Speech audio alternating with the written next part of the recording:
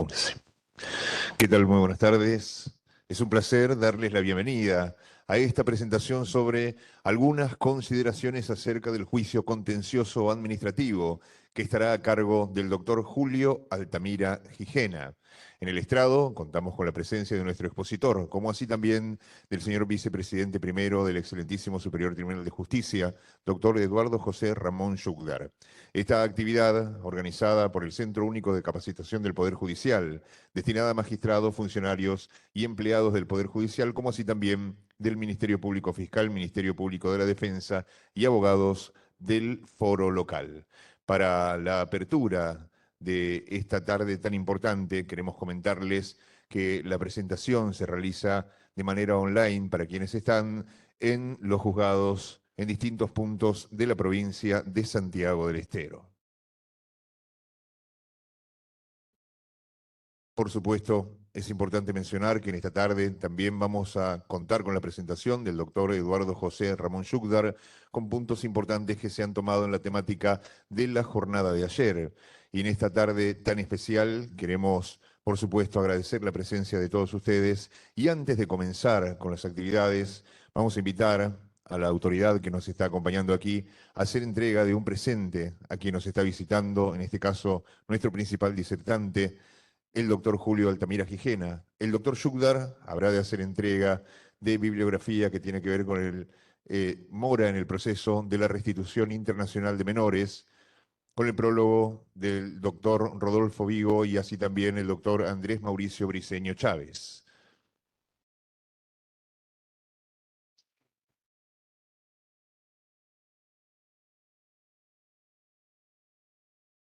Asimismo, también el doctor Julio Altamira Gijena hace entrega de una de sus obras que tiene que ver con el acto administrativo. Eso es lo que recibe el señor vicepresidente del Superior Tribunal de Justicia.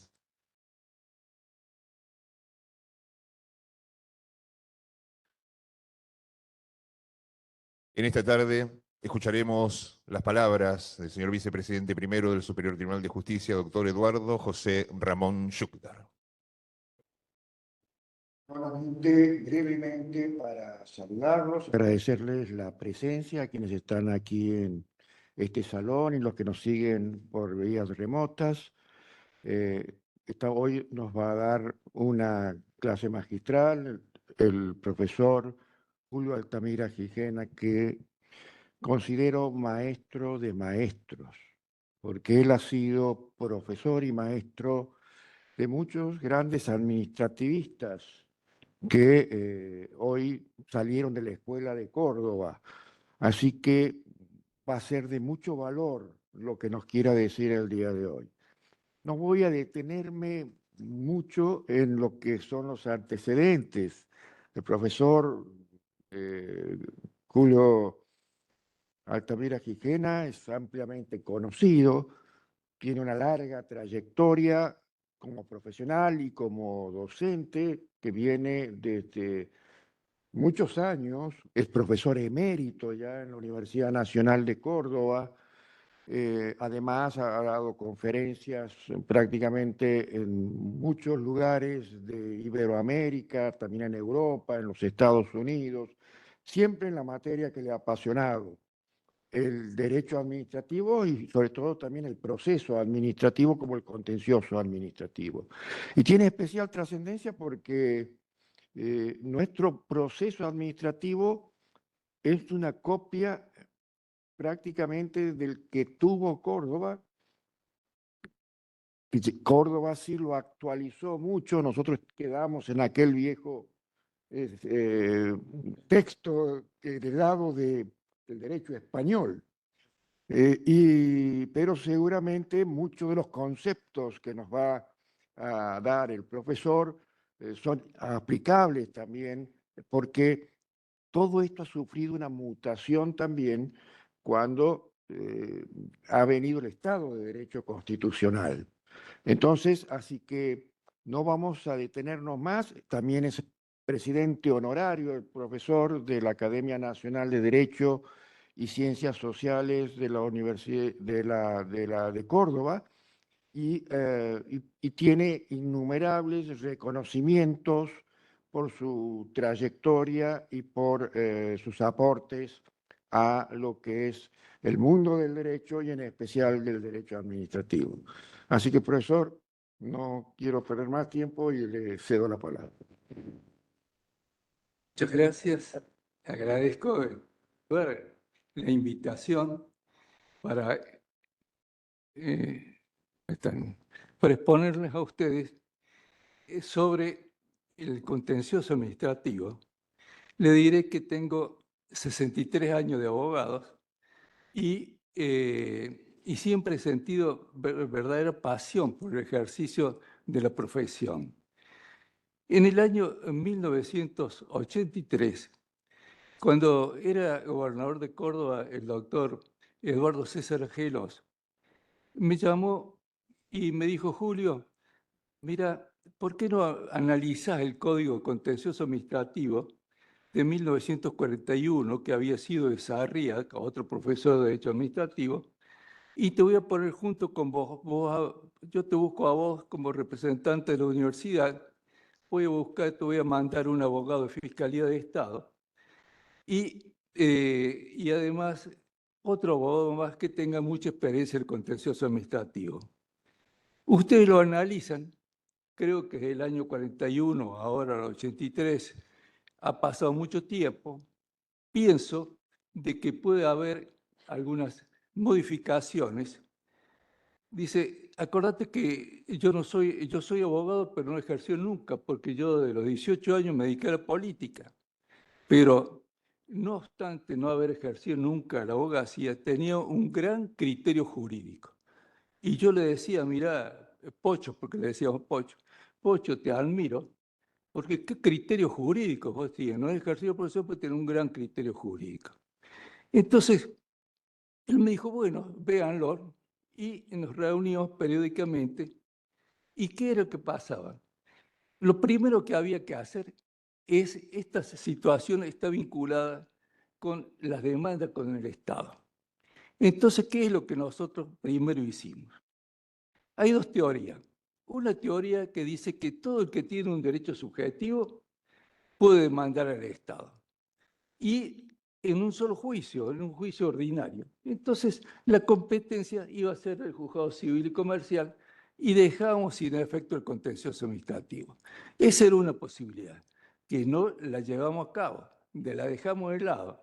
Entonces, ¿qué dijimos? Vamos a distinguir. El que tiene un derecho subjetivo de carácter civil va a ir a la jurisdicción ordinaria. El que tiene un derecho subjetivo de carácter administrativo va a ir al contencioso administrativo. Ahí fue la primera gran división que hicimos. Derecho subjetivo de carácter civil, juicio ordinario. Derecho subjetivo de carácter administrativo, al contencioso administrativo.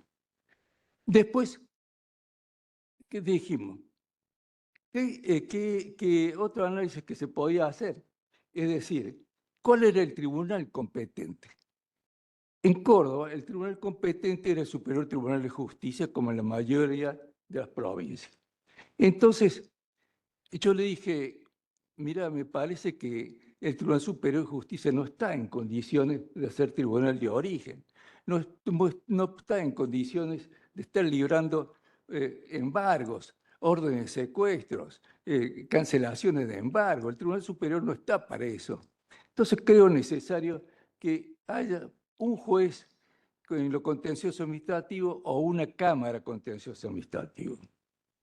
Y entonces hablamos con el fiscal de Estado y el fiscal de Estado dijo: no, juzgado no, vamos a crear una cámara contenciosa administrativa con dos salas, la sala A y la sala B.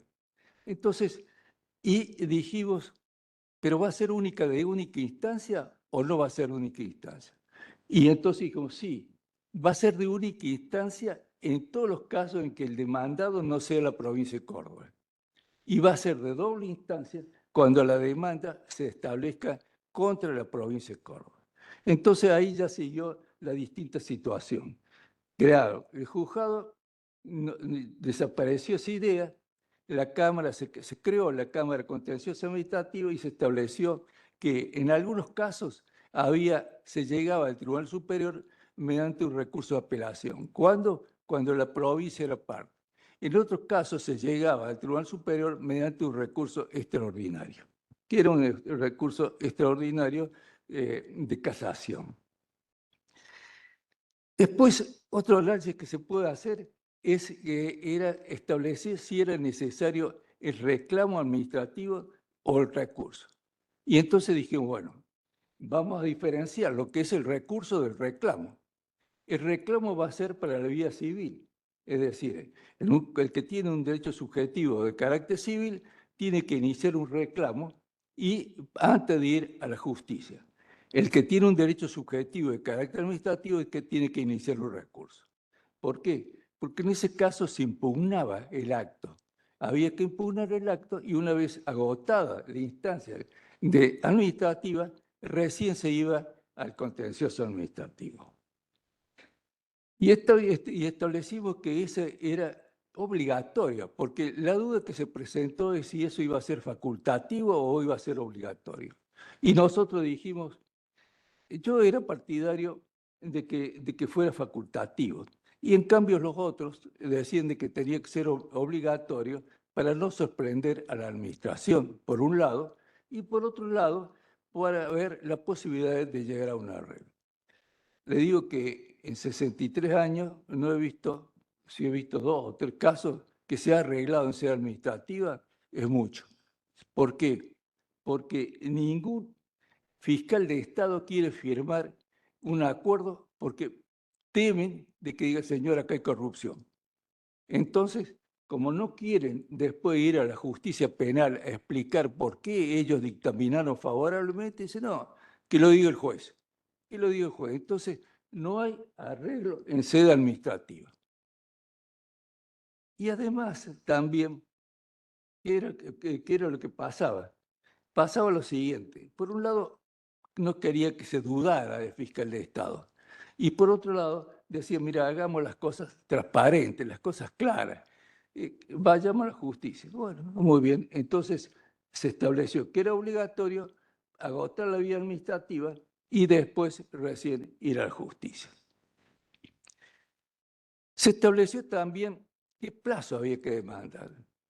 Y ahí vino otra discusión. ¿Ponemos un plazo de prescripción o ponemos un plazo de caducidad? Entonces dije, bueno, el plazo de prescripción es para materia civil. El plazo de caducidad va a ser para el contencioso administrativo. Y entonces dije, ¿y qué tiempo va a ser? El código del año 41 eran 15 días hábiles administrativos. Nos pareció muy poco y propusimos que fueran 90 días administrativos. Pero después el fiscal de Estado dijo, no, 90 días es mucho, vamos a pongan 30 días. Y pusimos 30 días 30 días hábiles judiciales. Entonces no se contaba enero, no se cuenta enero, ni se cuentan las vacaciones de julio. Son 30 días hábiles judiciales. ¿Qué se estableció? ¿Qué tipo? En el juicio, el código anterior tenía una sola acción de plena jurisdicción que tenía que tener un derecho subjetivo de carácter administrativo.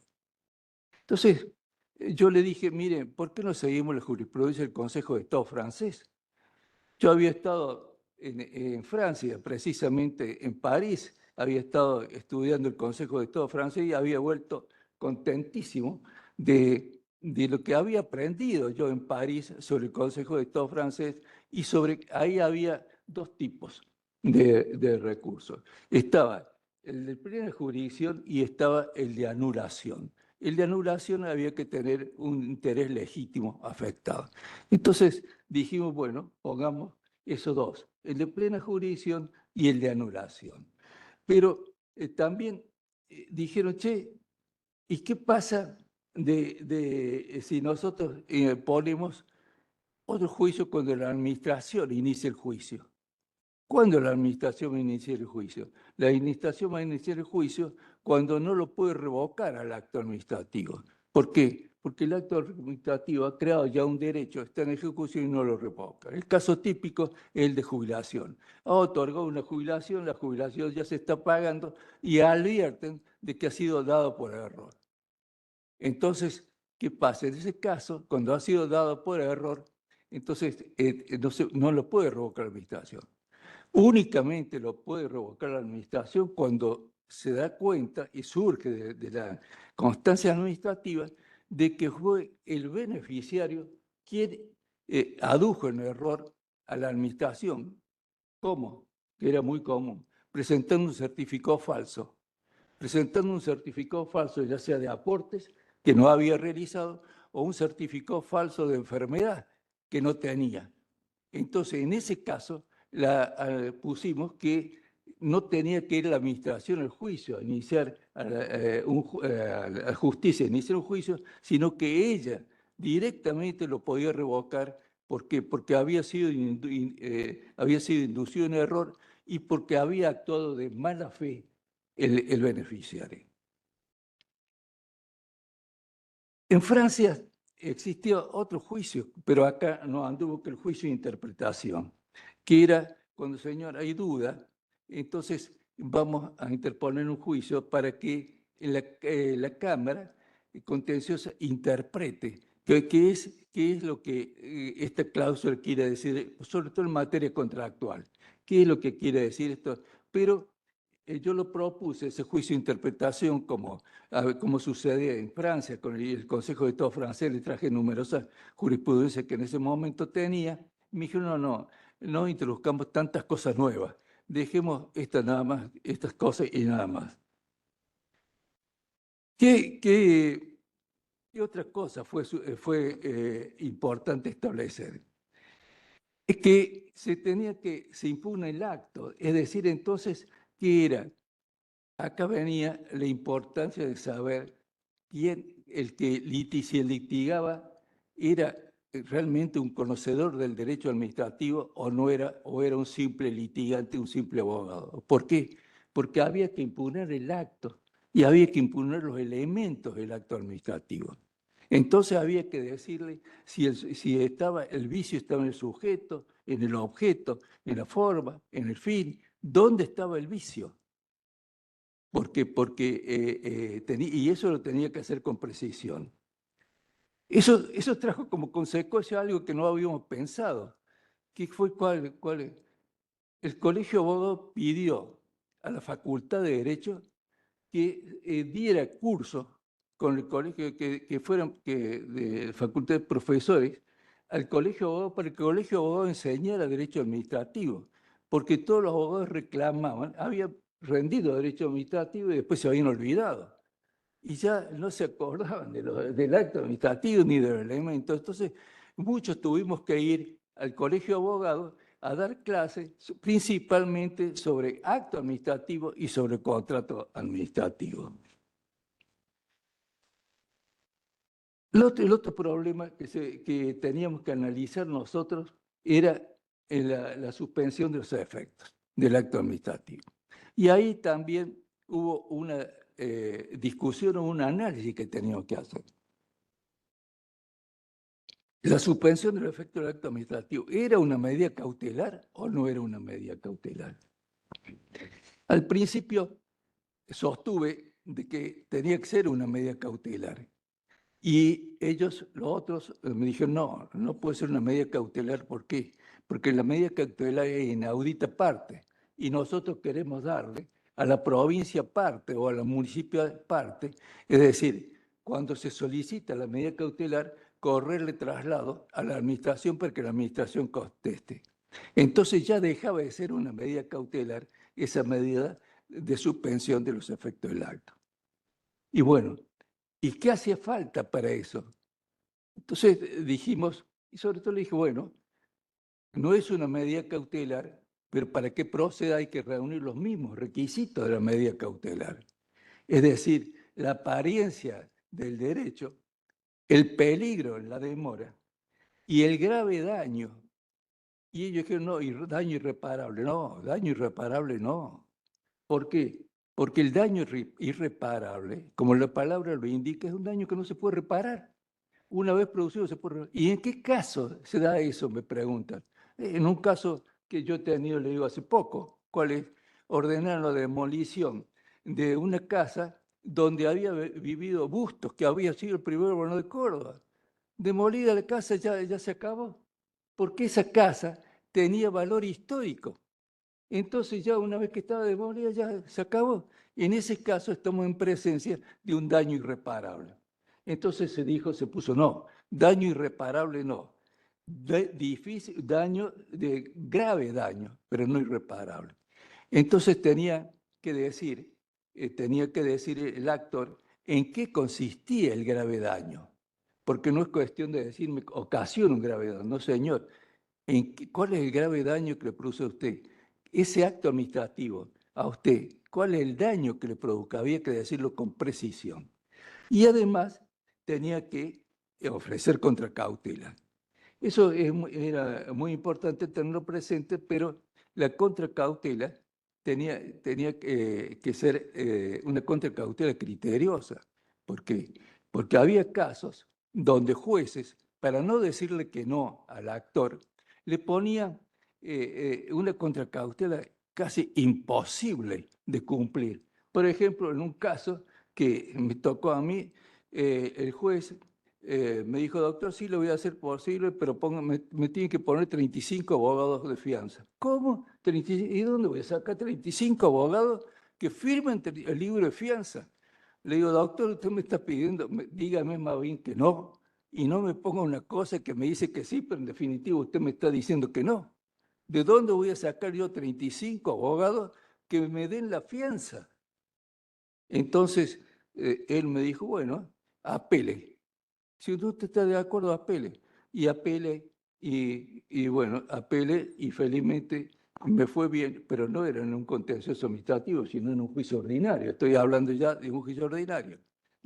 Bueno, apelé y la Cámara dijo, no, eso no puede ser. Más de 5 abogados, no. Entonces eran 5 abogados en lugar de la cantidad de abogados que había establecido. Por eso yo sostengo, y estoy totalmente convencido después de 63 años de edad, que para que ser juez antes tiene que ser abogado. Antes tiene que haber ejercido la profesión. Porque si ha ejercido la profesión, sabe que el embargo se tiene que trabar ya. Y no la semana que viene, porque la semana que viene es tardío. Como la cancelación del embargo tiene que ser ya, no después, porque a lo mejor es tardío. Y lo mismo pasa con las órdenes de pago. La orden de pago, señores, es la retribución que recibe el abogado. Y usted no me puede demorar 30 días en darme la retribución.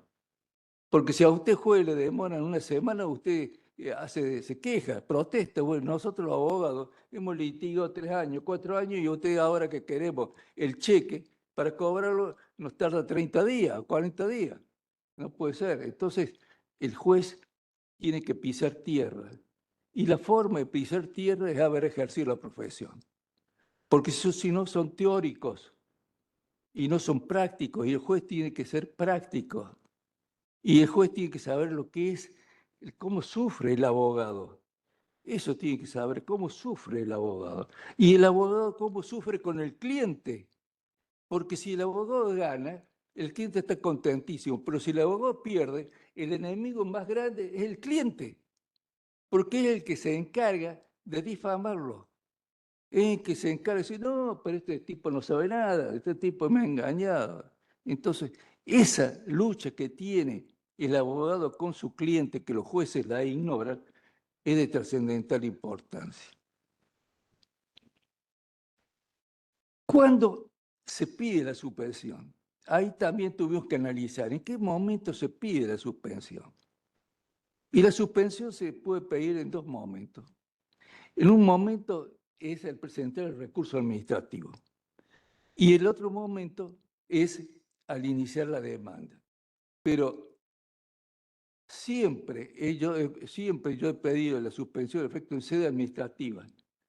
¿Por qué? Porque si no lo he pedido, en un caso no lo pedí en sede administrativa, fui al contencioso administrativo y dice, no, usted primero lo debió pedir en sede administrativa y no venir a pedirlo ahora.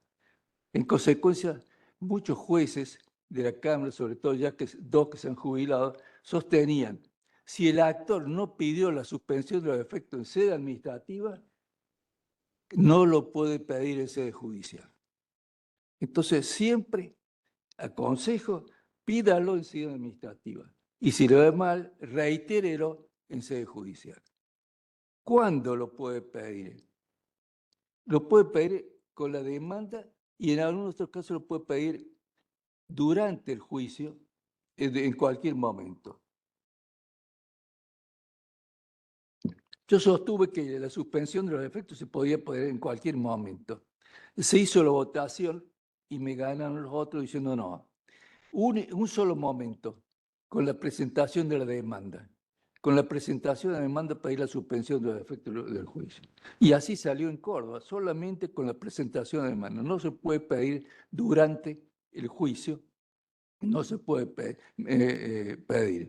Pero hay quienes sostienen, y en eso, de hecho estoy de acuerdo, de que se podría pedir, a mi modo de ver, durante la tramitación del juicio, porque a lo mejor el problema se presenta durante la tramitación del juicio porque uno cree que ese juicio, que ese acto no se va, porque muchas veces la administración dicta un acto y no lo ejecuta.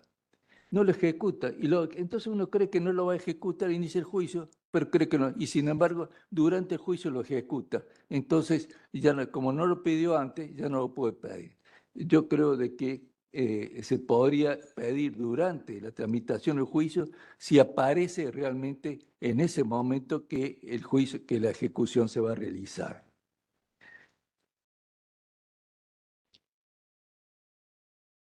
Lo importante también es analizar, como le dije recién, los elementos del acto administrativo. Entonces, el sujeto, y sobre todo el sujeto, la competencia de él. Y ustedes saben que la competencia puede ser en razón de la materia, del grado, del territorio, del tiempo. Y decir, señores, este es incompetente por tal motivo, por tal motivo, por tal motivo. Y esto me hace acordar en una oportunidad que yo le digo a un juez, a un director de repartición, usted no puede dictar esa medida porque usted es incompetente. Y entonces él era ingeniero. Me dice, me está agraviando, levántese y váyase. ¿Por qué? Le digo, porque usted me está diciendo que soy incompetente. Sí, legalmente soy incompetente. Discúlpeme, ingeniero, pero usted está confundiendo. Usted cree que incompetente es sinónimo de inidoneidad. Y son dos cosas distintas. Y le tuve que dar una clase, la diferencia entre la idoneidad y la competencia. Y entonces me dijo, bueno, no se vaya, no se retire. Porque advirtió que yo no lo quería ofender. Claro, eso es lo que pasa, porque muchas veces uno confunde, porque los periodistas los confunden a uno. Y entonces, por decir que es inidóneo, le dicen que es incompetente, y no es así. Bueno,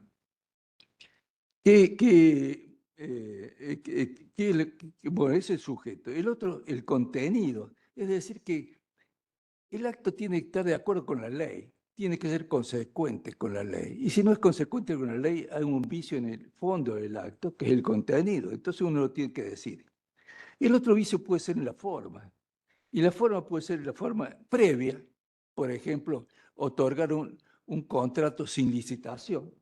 Entonces ahí está el vicio en la forma previa al contrato, porque se otorgó directamente sin licitación. O puede estar en la forma concomitante propia del acto. Y la forma concomitante hay que distinguir cuando proviene de un órgano unipersonal que cuando proviene de un órgano colegiado. Porque el órgano unipersonal, ¿qué es lo que yo me tengo que fijar en el órgano unipersonal?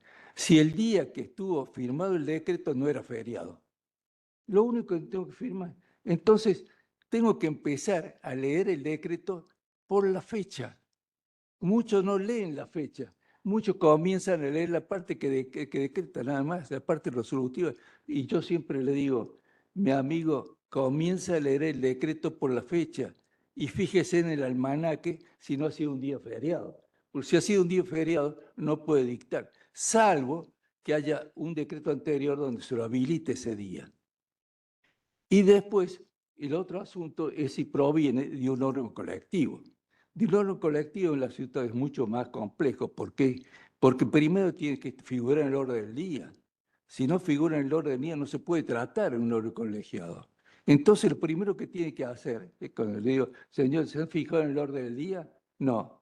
Fíjense en el orden del día si figura ahí el tema, porque si no figura, no lo puede el órgano colectivo tratarlo, salvo que el órgano colectivo haya resuelto de que, no obstante no figurar en el orden del día, se lo va a tratar. Y ahí en ese caso va a decir si se lo trata en primer lugar, en segundo lugar, en tercer lugar, en qué forma.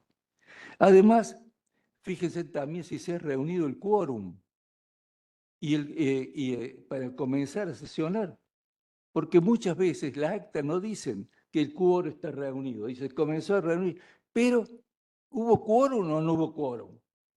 Y el quórum es un elemento esencial para poder funcionar. Entonces, las actas tienen que comenzar. Existiendo quórum, pasamos a tratar el primer tema del orden del día, que es tal.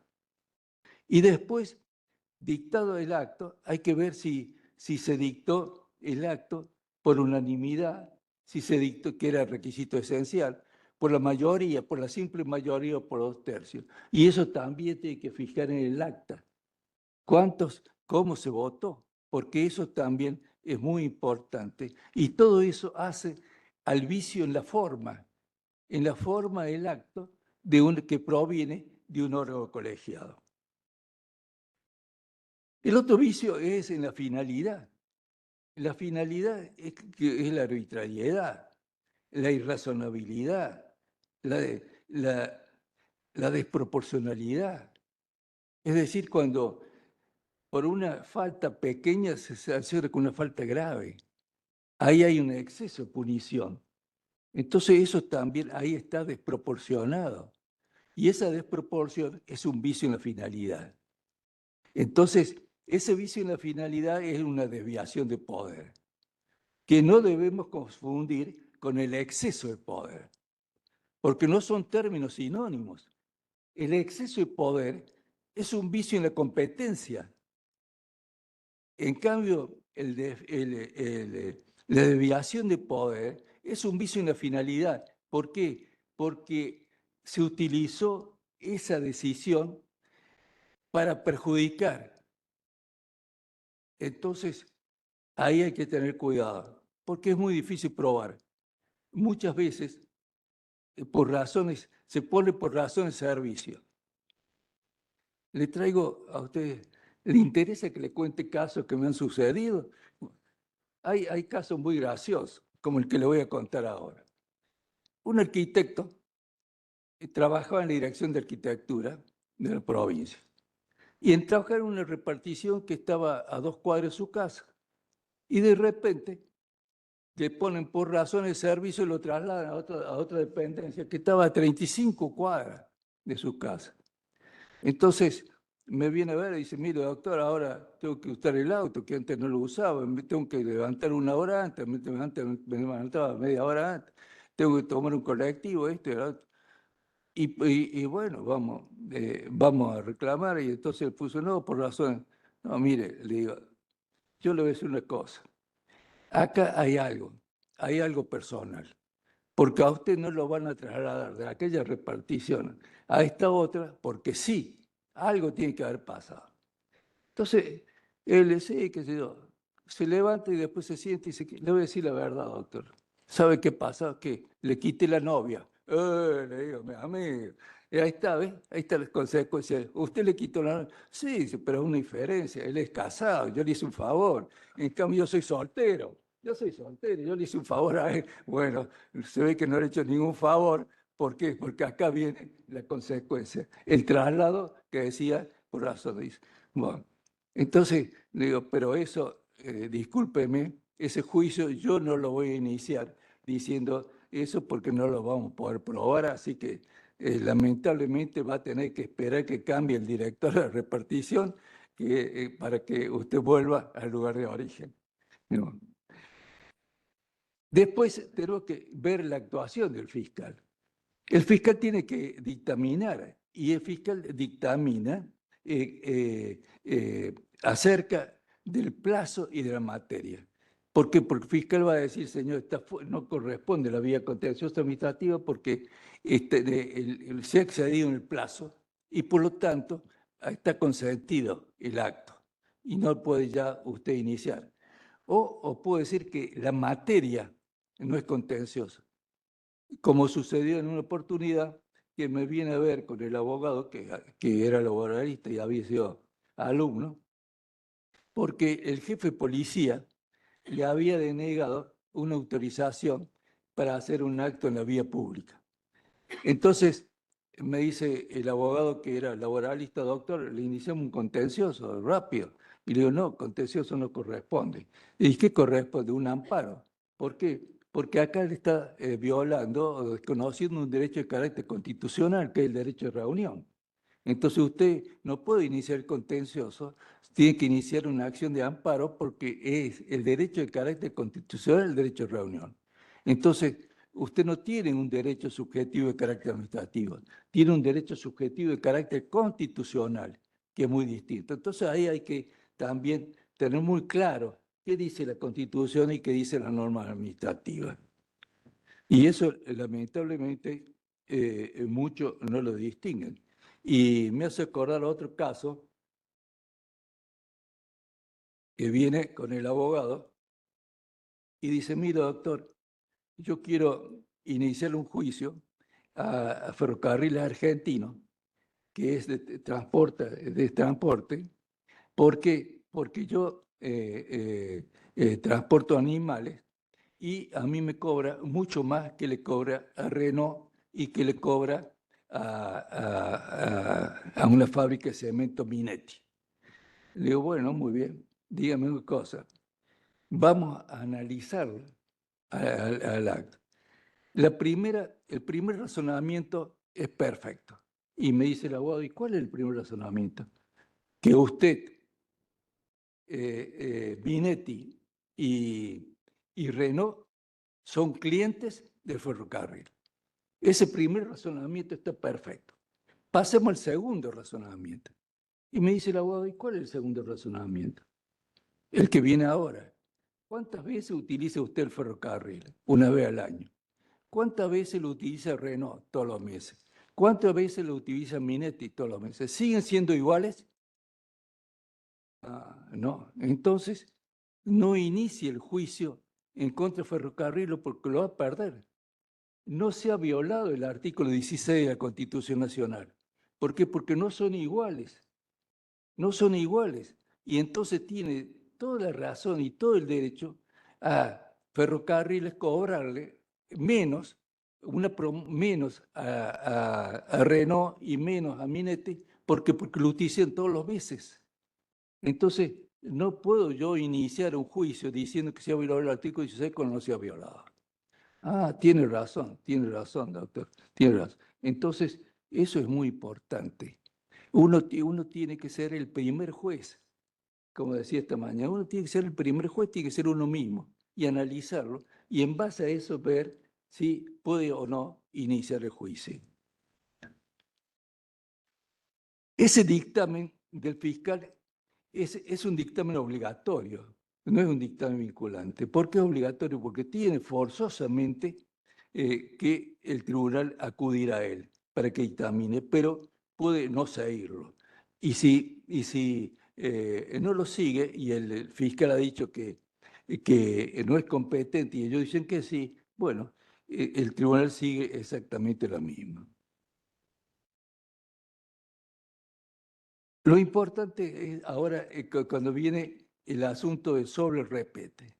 ¿Qué es el sobre repete? El código tiene que pagar para iniciar.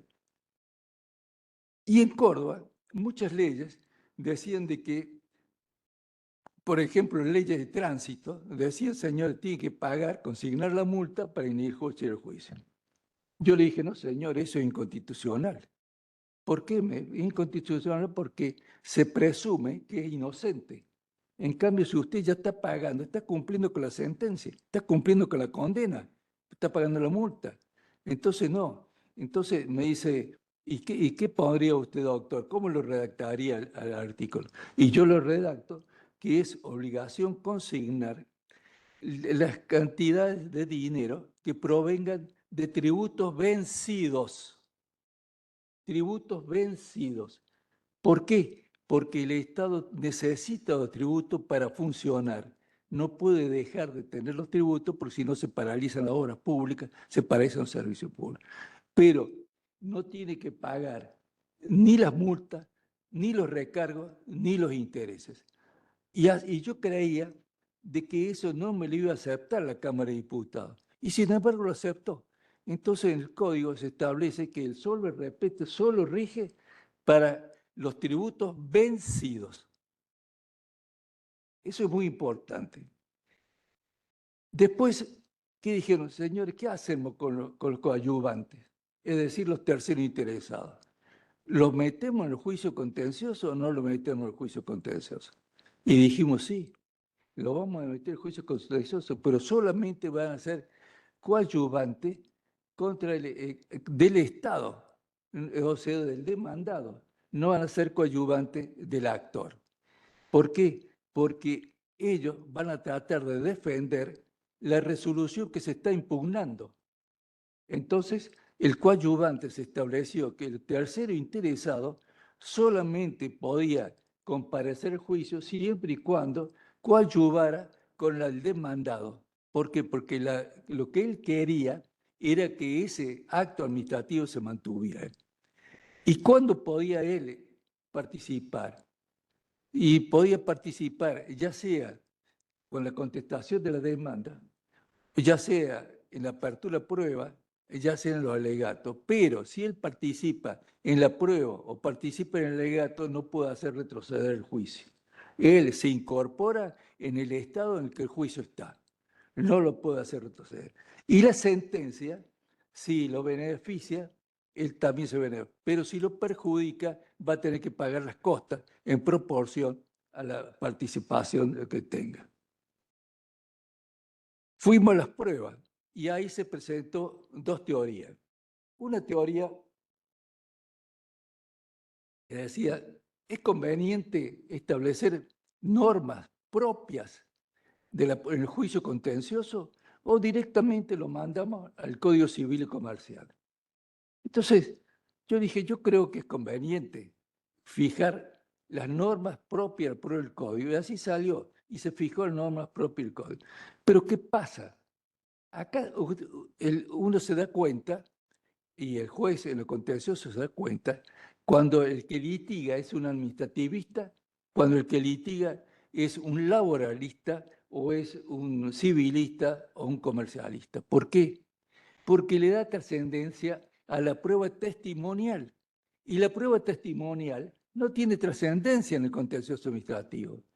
¿Por qué? Porque si uno dice, ¿qué le va a preguntar el testigo? Jure como es cierto que Juan Pérez fue ascendido 5 veces. Si fue ascendido 5 veces, está en la prueba documental. Están los documentos que lo han ascendido. Jure 5 veces que nunca ha sido sancionado. Y si no ha sido sancionado en el legajo personal, no hay ninguna sanción. Entonces, en el contencioso administrativo, a diferencia de los juicios civiles, los juicios comerciales o los juicios laborales, hay dos pruebas que son fundamentales, la documental y la pericial. Son las dos pruebas fundamentales. La testimonial no tiene trascendencia, la testimonial tiene trascendencia en la desviación de poder. Y en la desviación de poder es muy difícil probar. Una vuelta vino una chica de unos 20 años y dice, mire, doctor, yo he sido secretaria, hubo el cambio de gobierno, y ella era secretaria del director anterior. Viene el nuevo director y el nuevo director dice, señorita, váyase de acá.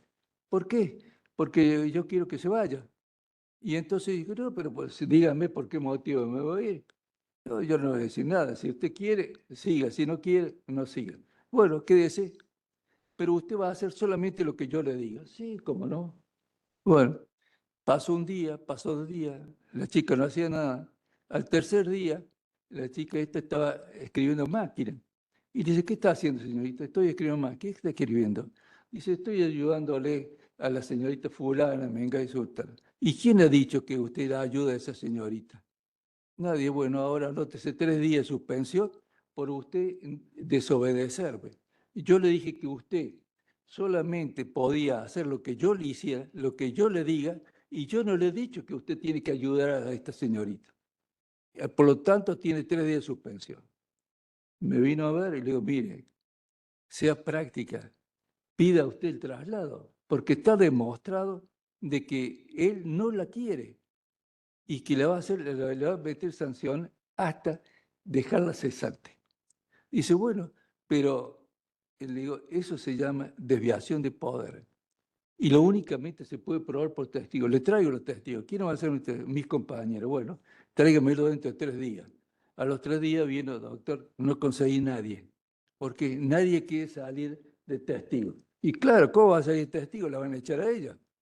Entonces, pide el traslado, le digo. En este caso, la prueba testimonial es fundamental, pero no hay ningún empleado que quería salir para favorecer a ella. Entonces, ¿qué tuvo que hacer? Pedir el traslado. Vencido el periodo de prueba, viene el alegato. El alegato también, ¿qué es el alegato? El alegato es prácticamente una sentencia. Es la sentencia que está haciendo el abogado. El abogado ahí entonces analiza la prueba y le da importancia a la prueba que le conviene y le da poca importancia o nada a la prueba que no le conviene. Entonces, por eso no es obligatorio, pero yo aconsejo siempre que el alegato se haga para destacar las pruebas que uno considera que son importantes. Hay excepciones. ¿Cuáles son las excepciones? Las excepciones son de previo especial pronunciamiento, por ejemplo, que está fuera el plazo, que la resolución no es impugnable porque no es un derecho subjetivo de carácter administrativo y están de fondo con la sentencia. Entonces dijimos, bueno, con relación a las excepciones, pongamos 2 artículos muy breves y no vayamos al Código Procesal Jurídico Marcial. Se dijo que, bueno, ahora, ¿qué hacemos? ¿Incluimos medidas para mejor proveer para el juez o no lo incluimos?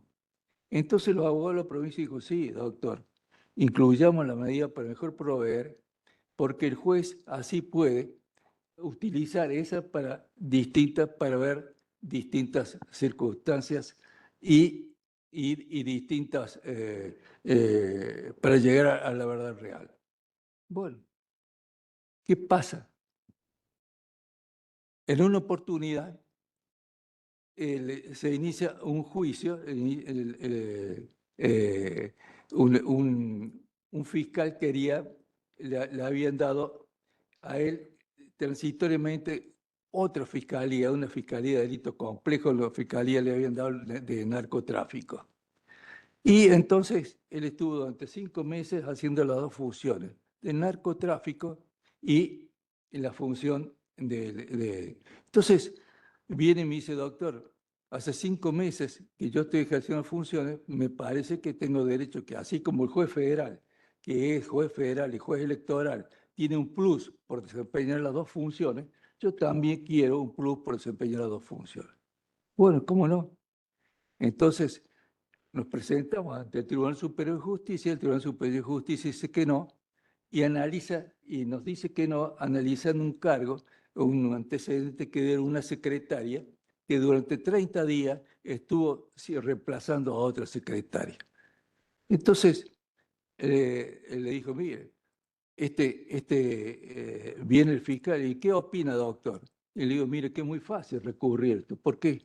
Porque han puesto como igual cosas que no son iguales.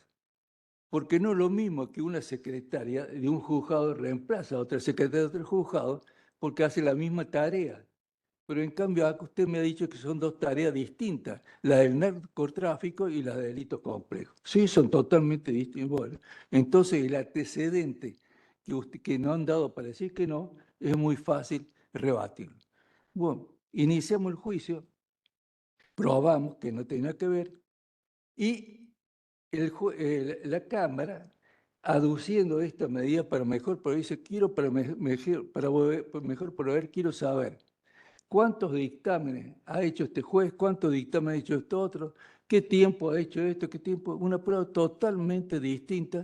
Y entonces ella dijo, se rechaza la demanda y se confirma lo dicho por el Tribunal Superior de Justicia en la acordada número tal. Y entonces, por tal motivo, tal motivo, tal motivo. Entonces, ¿qué pasa? Le digo, mire, acá hay una incoherencia total y absoluta. No han cambiado totalmente las circunstancias, es exactamente lo mismo que una persona le inicia un juicio de desalojo a otro porque por alquileres no pagados, y resulta que el juez dice, hace lugar al desalojo. ¿Por qué? Porque se ha probado durante el juicio que se utilizó para el comercio en lugar de utilizarse para vivienda. No ha cambiado totalmente las circunstancias. El juez no puede cambiar porque entonces hay una incoherencia total y absoluta. El juez se tendría que haber manejado con la motivación dada por el acto administrativo, la demanda y la contestación, pero en una cosa totalmente distinta. Y ese asunto se apeló y todavía no le puedo decir en qué está porque todavía está a fallo.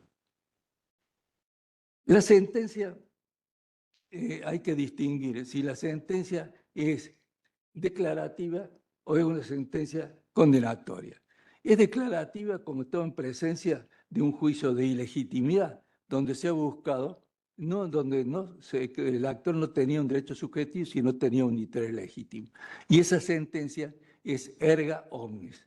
En cambio, si el juicio es contencioso administrativo de plena jurisdicción, donde se discute el derecho sujeto y carácter, la sentencia es inter partes. ¿Y qué pasó? En una oportunidad, el intendente municipal de Córdoba echa 5 personas. Las 5 me vienen a ver y bueno, le digo, primero hay que iniciar el recurso administrativo, iniciamos el recurso administrativo, cada uno por separado. No los 5, dice doctor, los 5 juntos, no. Cada uno por separado son 5 recursos distintos. Y bueno, 5 recursos distintos, cada uno por separado. Y después me dijeron que no, vamos al contencioso. De los 5, 2 iniciaron el contencioso y le dijeron, no, doctor, basta, evidentemente no lo vamos a ir, no creemos la justicia, que todo, bla, y no iniciaron. Pasan el tiempo, ganamos el juicio y ordenan la reincorporación de 2 más el pago de los daños y perjuicios. Los otros 3 dicen, doctor, venimos ahora a que inicie el juicio. No puede iniciar el juicio. ¿Cómo no va a poder iniciar el juicio? Sí, ¿por qué? Porque está firme. Usted tenía 30 días y ya pasó 3 años. ¿No? Sí, pero fíjese la sentencia. Sí, pero la sentencia no le alcanza a usted. ¿Cómo que no? No le alcanza a usted. Bueno, se fue y mi hija que aboga me dice, papá, se va a ir al abogado al frente. Bueno, pasa el tiempo. Y yo salí de la facultad de dar clase y me para uno y dice, doctor, ¿se acuerda de mí? La verdad que no tenía idea quién era. Soy fulanito y tal, qué sé yo. ¿Qué pasó? Dice, inicié el juicio. Usted me dijo, ¿lo ganó? No, que lo ganó, lo perdí. Y lo perdí con coste y todo tal cual usted me dijo. Y bueno, le digo, si yo le dije que no, es porque no. Y entonces usted lo inició y lo perdió y tuvo que pagar. Sí, dice, usted sabe que además mi abogado me cobró los honorarios que me fijó. ¿Y cómo no le va a cobrar si ha trabajado? Le digo. ¿Cómo no le va a cobrar? ¿Cree que te lo hace gratis?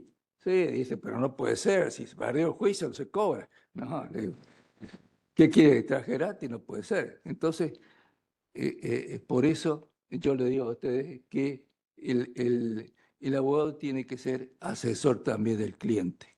No, pues hay casos que son litigantes y están chochos. Yo tengo 500 juicios en trámite. Qué bien. 500 juicios. Bueno. Entonces, ¿qué es lo que pasa? Ahí no tenía por qué haber iniciado el juicio. ¿Por qué? Porque la medida estaba consentida y ya no había absolutamente nada que hacer. Vayamos a la ejecución, a la prevención de instancia. La prevención de instancia también dijo, ¿qué hacemos? Y yo dije, para la prevención de instancia vayamos directamente al Código Procesal Civil y Comercial, no nos metamos, no incorporemos acá la prevención de instancia. Lo único que se dijo, dice, bueno, como es un juez de primera instancia, vamos a poner el año, lo mismo que si fuera un juez, en una cámara, pero ponemos el año, perimido el año, bueno, muy bien. Y lo único que pusimos que era el año, se perimía la instancia a pedido de parte, no de oficio, porque esto fue otra de las discusiones. ¿Lo hacemos de oficio que el juez de oficio diga, señor, está perimida la instancia al archivo, o solamente le damos esa atribución al juez a pedido de parte. Y se llegó a la conclusión que a pedido de parte, recién el juez puede ordenar la apelación de la instancia. Y después vino la sentencia, la ejecución de sentencia. En la ejecución de sentencia establecimos lo siguiente. Había dos posibilidades. Primero, no se podía poner el mismo plazo de ejecución de sentencia del juicio ordinario. El juicio ordinario en Córdoba, la sentencia se cumple a los 10 días hábiles judiciales. Yo le digo, no pongamos que la administración va a cumplir dentro de 10 días, porque es imposible, le estamos pidiendo imposible. Pidamos 3 meses. Y los abogados dijeron, bueno, 3 meses, digamos una cosa, 90 días hábiles judiciales. Le digo, no, 90 días hábiles judiciales, estar con almanaque contando, somos más prácticos. ¿Qué día? Pongamos 4 meses. 4 meses así se cuenta totalmente, sean prácticos. ¿Qué vamos a estar contando con el almanaque? Si este fue feriado, si no fue feriado, si hubo huelga. 4 meses. Se puso así, plazo de 4 meses para la ejecución de la sentencia. O sea que el Estado puede cumplir voluntariamente antes de los 4 meses o después de los 4 meses a pedido de parte. Pero entonces ya, en ese caso, va la etapa de ejecución de sentencia con costas por esa etapa. Ahora, el gobernador nos dijo, muchachos, denme a mí la atribución de no cumplirla con la sentencia. Y bueno, le digo, pero si no cumples con la sentencia, tenés que pagar daño y perjuicio. Sí, bueno, ¿cómo no? Entonces, el abogado de la fiscalía dijo, sí, apliquemos la ley de expropiación. Y yo le digo, no, la ley de expropiación no, porque la ley de expropiación es el daño emergente, pero no el lucro cesante. Y Angelo, que no había ejercido nunca la profesión, dijo, sí, Altamira Gijena tiene razón. No apliquemos la ley de expropiación y vamos la totalidad. Yo no voy a cumplir la sentencia, pero lo voy a pagar los daños y perjuicios totales. Daño emergente más lucro cesante. Y lo felicité y le digo, mira, te felicito. ¿Por qué? Porque realmente ha demostrado tener criterio y ser justo. ¿Por qué? Porque la Constitución Nacional habla de la justicia en el preámbulo. Y cada uno de nosotros tenemos que ser justos en la medida de nuestras posibilidades. No podemos ser injustos. Y vos, como gobernador de la provincia, estás demostrando que sos justo. Porque sería injusto si vos nos dijeras a nosotros que se va a aplicar la ley de expropiación y no va a pagar el lucro cesante. Y me dice, ¿el daño moral? No, el daño moral sí, el daño moral tiene que pagar. El daño moral tiene que pagar. Bueno, entonces se estableció, fíjese, que como el Estado había procedido en forma ilegal, iba a pagar la totalidad del daño emergente más la totalidad del lucro cesante. A diferencia que cuando el Estado actúa legalmente. ¿Por qué? Porque cuando el Estado actúa legalmente, ¿qué tiene? Muchos civilistas dicen, señores, hay que pagar el lucro cesante para el daño emergente. Y yo en discusiones que he tenido con muchos civilistas, le he dicho, no, tenemos que distinguir cuando el Estado obra legalmente que cuando obra ilegalmente. Cuando obra ilegalmente, el 100% del lucro del daño emergente más el 100% del lucro cesante. Cuando obra legalmente, el 100% del daño emergente más una porción del lucro cesante en base a la prueba que se haya acumulado al expediente. No el 100%, porque estarían en las mismas condiciones. Y no pagar nada tampoco porque estaría en materia de expropiación. Y acá no se expropia nada. Acá no hay ningún bien que pase al Estado. Entonces no se puede poner, adoptar la ley de expropiación con la ley de expropiación rige cuando un bien sale del bien privado para que pase al público. Entonces, es distinto. ¿Qué pasa de la indemnización también con la expropiación? Eso también se discutió.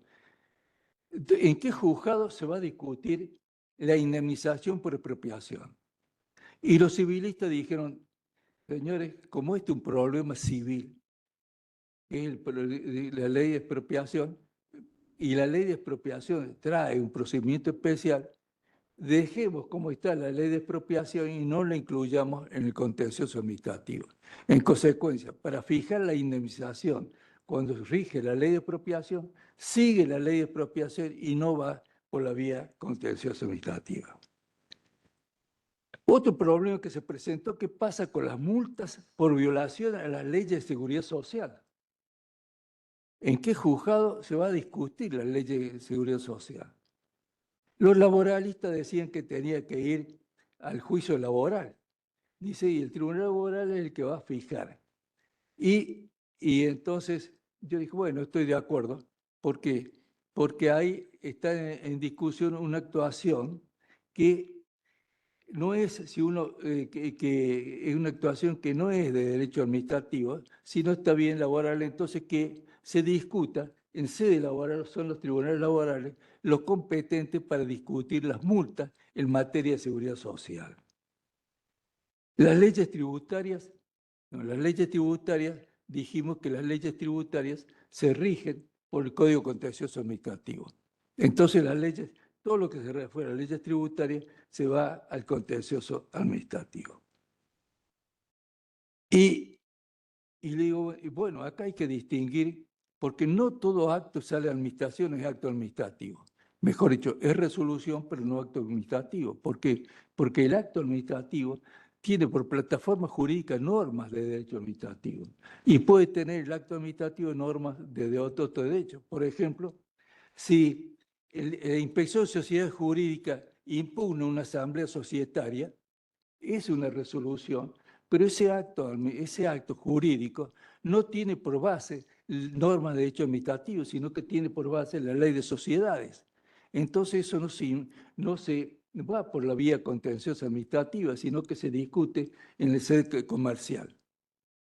¿Y qué pasa con la resolución del Colegio de Abogados? Bueno, con la resolución del Colegio de Abogados tenemos que distinguir. El Colegio de Abogados dicta numerosas resoluciones.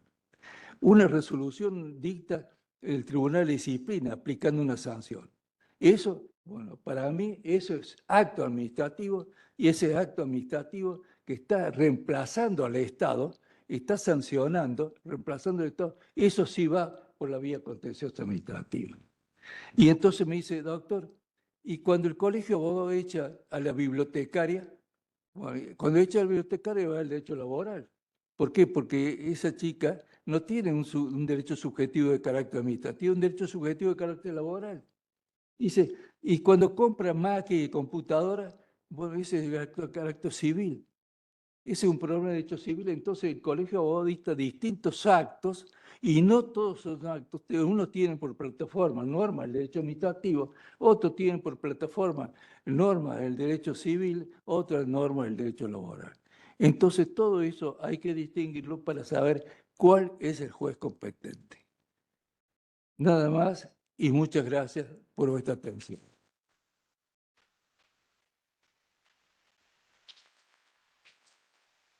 Así hemos escuchado entonces la presentación del doctor Julio Altamira Gijena en esta pared especial sobre algunas consideraciones acerca del juicio contencioso administrativo.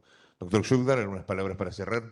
Sí, bueno, la verdad que agradecemos al doctor Julio la generosidad de habernos brindado todos estos conceptos con contenidos prácticos también, ¿no? Que se dan el día a día en cuanto a distinciones terminológicas que son muy común de ver en los procesos contenciosos administrativos. Aprovechando que está el profesor Julio, no sé si quieren hacer alguna pregunta, algún comentario sobre lo que nos ha referido, pueden hacerlo, ¿no? Tanto los que están en sede virtual como los que están aquí en el auditorio.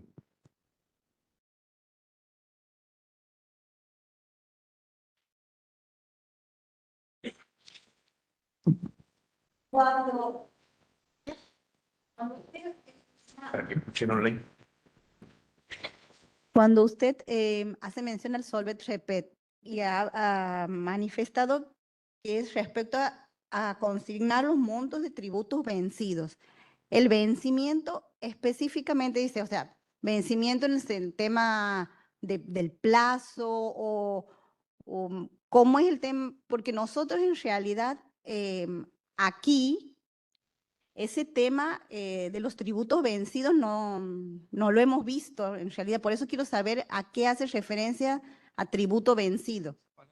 ¿Cuál es la fecha, o sea, o el de prescripción, por ejemplo, del tributo o de caducidad del tributo? ¿A qué hace referencia? Muy bien. En una oportunidad viene una pyme y me dice, mire, doctor, perdón, viene y me dice, mire, la resolución que ha dictado la Dirección General de Rentas de la provincia, dice que yo estoy debiendo este tributo, este otro, más interés, todas esas cosas. Y le digo, acá dice que es cierto o no es cierto. Sí, sí es cierto. ¿Y por qué no pagó? Porque yo tenía que elegir. Lo mal que yo quedé muy mal con la pandemia.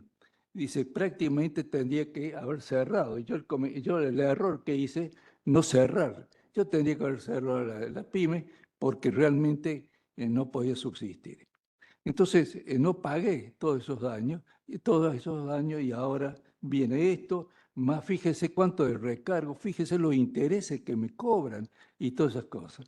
Entonces le digo, bueno, de esto usted lo que va a tener que conseguir el dinero necesario para pagar todos los...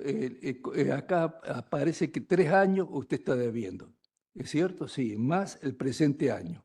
Bueno, esto era como el mayo, junio, una cosa así. Bueno, pague esos 3 años más, dígale a su contador que saque cuánto deba hasta ahora y eso es lo que tiene que consignar. Dice, los intereses, la multa, todos esos casos, no, gracias doctor, fíjese que el 120% me alivia, me disminuye usted el monto. Claro que sí, le digo, porque eso lo vamos a discutir. Le digo, lo va a perder, porque si usted reconoce, lo va a perder, pero ya no hace falta ya. Le digo, ahora, dice, bueno, perfecto, y entonces consignó todo eso, y después la provincia dictó una ley por la cual se podía acogerse todos los que le debían, porque eran muchas empresas las que le debían a la Dirección de Renta con motivo precisamente de la pandemia. Entonces hizo un plan de pago y entonces hicieron un pago y llegaron a una solución, no obstante haber llegado a cosas. Entonces, eso es decir, cuando a usted le traen que la Dirección de Renta, qué es lo que usted dice, usted tiene que sacar la cuenta de lo que realmente los años que le dicen que debe y dejar de lado los intereses, la multa y los recargos. Y ahí usted saca cuánto es lo que usted debe. Sí.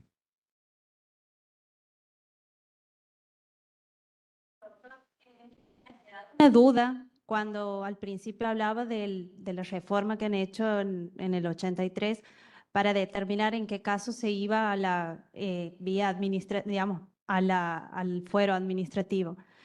¿Incluye o no la vía reclamativa, digamos, o esa va directamente? Porque aquí nosotros consideramos que la acción se puede iniciar, puede ser impugnativa o reclamativa.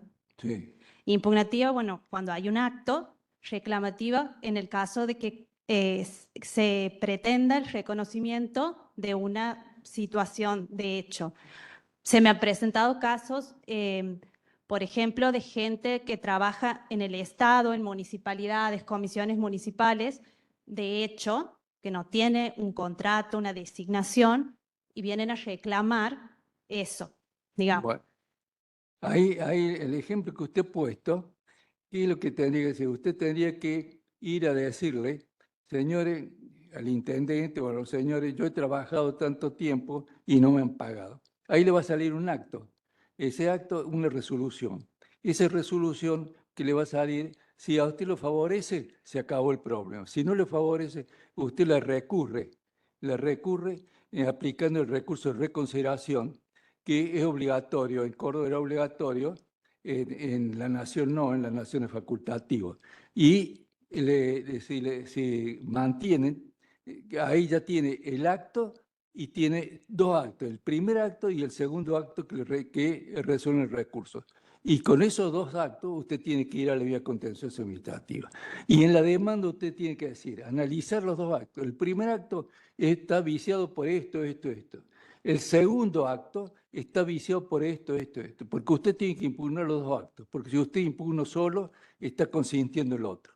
Y eso es muy importante porque muchos abogados, lamentablemente, impugnan el segundo acto, pero no han impugnado el primero. Entonces, ¿qué le han dicho los abogados del Estado? Que los córdobanos tienen muy buenos abogados del Estado, muy buenos abogados del Estado. Entonces, ¿qué le dice? Señor, usted consintió el primer acto y ese acto ya está consentido. ¿Por qué? Porque no lo impugnó. Entonces hay que tener especial cuidado e impugnar los dos actos, el primero y el segundo. No se logre el acto, digamos, no hay silencio, ya correspondería la vía laboral. No, si no hay ningún acto, usted tiene que ir al amparo por mora. Usted va al amparo por mora y la obliga a la administración que dicte el acto. Usted le está obligando a la administración que dicte el acto, pero no hace falta que el acto sea favorable. Usted y el juez le dice, señores, es una denuncia que usted le está diciendo que la provincia o la municipalidad no ha dictado el acto. Entonces el juez le dice, dicte el acto en el término de 30 días hábiles. Entonces ellos van a dictar el acto porque es el amparo por mora. Ahora, lo que usted dice me ha hecho acordar de que la administración, tanto las municipalidades como la provincia, ha empezado a hacer, por ejemplo, el intendente municipal la vez pasada veo por el diario y dice, tengo 4.000 empleados, y uno de la oposición quiere concejal le dijo, está mintiendo el intendente. ¿Por qué? Porque tiene 4.000 empleados que figuran, pero tiene 3.000 empleados por contrato. Entonces tiene 7.000 empleados. Por 4.000 y 7.000 son contratados. Y el problema es ahí, ese contrato, ¿es un contrato laboral? Entonces, ¿dónde se discute ese contrato? ¿En sede del tribunal laboral o en sede contencioso administrativa? ¿Se da cuenta? Y eso están haciendo mucho. Para decir, señores, la planta de personal no ha aumentado, y no es cierto, porque lo ha contratado.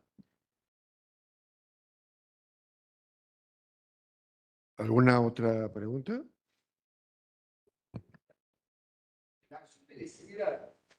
Usted, ¿dónde considera la acción de legitimidad?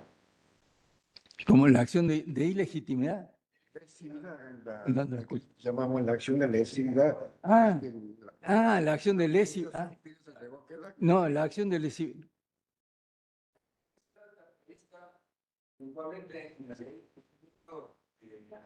Sí, sí, sí.